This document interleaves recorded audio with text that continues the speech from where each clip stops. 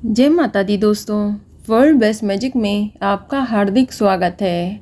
कैसे हैं आप सब, ये बताने के लिए कमेंट बॉक्स में जय माता दी जरूर लिखें। दोस्तों, आज हम इस वीडियो में बात करने जा रहे हैं कि पुराणों के अनुसार शिवलिंग पर चढ़ा बेलपत्र खाने से क्या क्या फ़ायदे होते हैं। शिवलिंग पर चढ़ा बेलपत्र खाने से आपको क्या लाभ मिलेगा। अगर आपके जीवन में परेशानी चल रही है या आप किसी बीमारी से ग्रस्त हैं या आप दरिद्रता का सामना कर रहे हैं, लाख प्रयास करने पर भी गरीबी आपका पीछा नहीं छोड़ रही और आपका कोई काम नहीं बन रहा है, तो कैसे आपको सिर्फ शिवलिंग पर चढ़ा बेलपत्र खाने से आपकी हर समस्या का समाधान हो सकता है। आपको बता दें कि बेलपत्र भोलेनाथ को बेहद ही प्रिय है और शिवलिंग पर मात्र एक बेलपत्र अर्पित करने से ही भोलेनाथ शीघ्र प्रसन्न हो जाते हैं और अपने भक्तों की हर मनोकामना को पूरा करते हैं। इसीलिए अगर आप भी देवों के देव महादेव की विशेष कृपा पाना चाहते हैं तो आपको बेलपत्र के महत्व को समझना बेहद ही जरूरी है कि आखिर महादेव को बेलपत्र इतनी प्रिय क्यों है। शिव पुराण की कथा के अनुसार समुद्र मंथन के समय जब कालकूट नाम का विष निकला तो इसके प्रभाव से सभी देवता व जीव जंतु व्याकुल होने लगे। सारी सृष्टि में हाहाकार मच गया।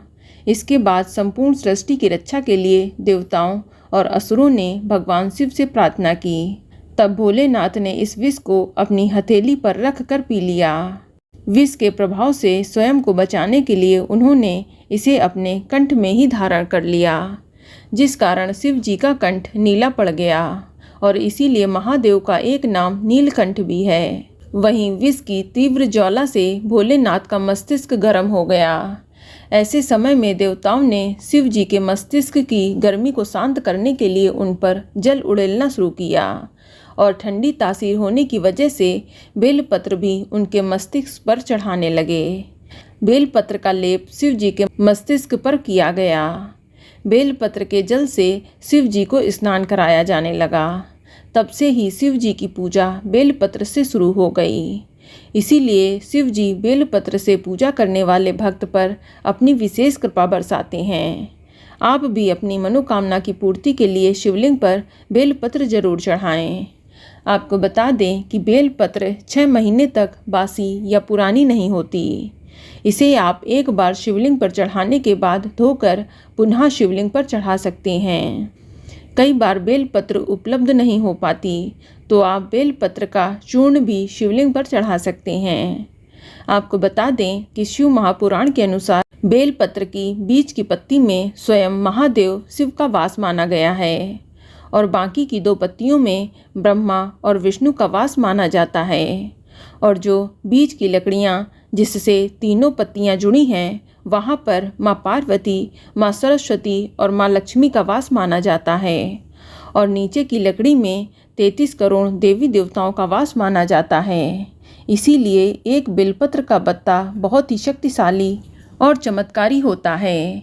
इसके अलावा आपको बता दें कि बेलपत्र में कई सारे औषधि गुण भी होते हैं।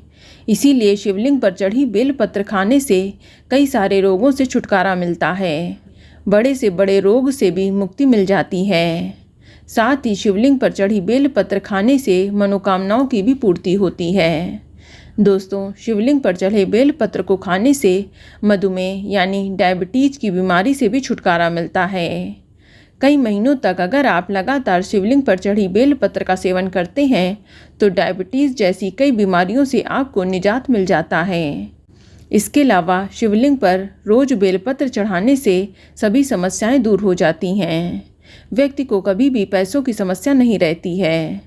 बेलपत्र को तिजोरी में रखने से भी बरकत आती है। तो अगर आप शिवलिंग पर बेलपत्र चढ़ाते हैं तो ये यकीन मानिए कि आपको अपने जीवन में इसके कई फायदे व लाभ मिलेंगे। लेकिन कई लोग शिवलिंग पर रोज बेलपत्र चढ़ाते तो हैं, लेकिन उन्हें बेलपत्र से जुड़ी सही जानकारी नहीं होती है। बेलपत्र को शिवलिंग पर कैसे चढ़ाना चाहिए, इसका भी अपना नियम और अपना तरीका है। आपको बता दें कि अगर आप बेलपत्र भोलेनाथ को चढ़ा रहे हैं तो कभी भी बेलपत्र कटा फटा नहीं होना चाहिए। ध्यान रखें कि शिवलिंग पर कभी भी कटा फटा बेलपत्र न चढ़ाएं। दोस्तों, बेलपत्र तोड़ने का भी नियम है। आप हर दिन बेलपत्र नहीं तोड़ सकते। कुछ दिन व तिथियाँ हैं जिस दिन भूल कर भी आपको बेल का पत्र नहीं तोड़ना चाहिए, जैसे चतुर्थी, अष्टमी, नवमी, दशमी, त्रयोदशी, चतुर्दशी, अमावस्या, पूर्णिमा और संक्रांति के दिन बेलपत्र नहीं तोड़ना चाहिए और ना ही सोमवार के दिन बेलपत्र तोड़ना चाहिए, क्योंकि बेलपत्र में देवी देवताओं का वास माना जाता है। इसके अलावा आप रोज़ दोपहर के बाद भी बेलपत्र नहीं तोड़ सकते, यानी सूर्यास्त के बाद बेलपत्र तोड़ना नहीं चाहिए। आपको बता दें कि बेलपत्र तोड़ने का सबसे अच्छा समय सुबह का होता है। दोस्तों, एक बात जानना आपको बेहद ही ज़रूरी है कि आखिर बेलपत्र के पेड़ की उत्पत्ति कैसे हुई है। तो आपको बता दें कि पुराणों में ऐसा वर्णन है कि देवी पार्वती के पसीने की कुछ बूंदें जब पर्वत पर गिरी थीं, तब वहाँ एक पेड़ उत्पन्न हुआ था। वही पौधा बेलपत्र का है। दोस्तों, ध्यान रखें कि जब भी आप शिवलिंग पर बेलपत्र चढ़ाएं तो बेलपत्र हमेशा 3 पत्तियों वाला होना चाहिए और उसमें कोई भी दाग धब्बा नहीं होना चाहिए। बेलपत्र मुरझाया भी नहीं होना चाहिए। ध्यान रखें कि शिवलिंग पर बेलपत्र चढ़ाने से पहले उसे अच्छे से धो लें और पत्ते के चिकने हिस्से को ही शिवलिंग पर चढ़ाएं। पत्ते का रूखा हिस्सा ऊपर की तरफ होना चाहिए। यही बेलपत्र चढ़ाने का सही तरीका है। दोस्तों, अगर बेलपत्र उपलब्ध ना हो तो बेल के वृक्ष के मात्र दर्शन ही कर लेने चाहिए, उससे भी पाप नष्ट हो जाते हैं। तो दोस्तों, शिवलिंग पर चढ़ा बेलपत्र खाने से अनेक लाभ मिलते हैं।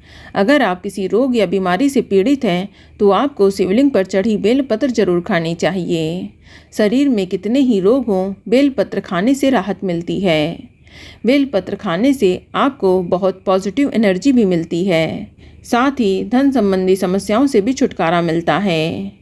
आपको बता दें कि शिवलिंग पर चढ़ा बेलपत्र खाने से शिव धाम की भी प्राप्ति होती है, यानी मोक्ष की प्राप्ति होती है। तो दोस्तों, अगर आप शिवलिंग पर चढ़ा बेलपत्र खाते हैं तो इससे आपको अनेक लाभ होंगे। आपके जीवन की हर समस्या का हल होगा।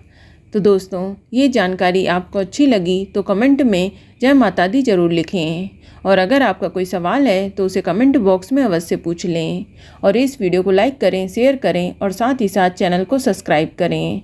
धन्यवाद।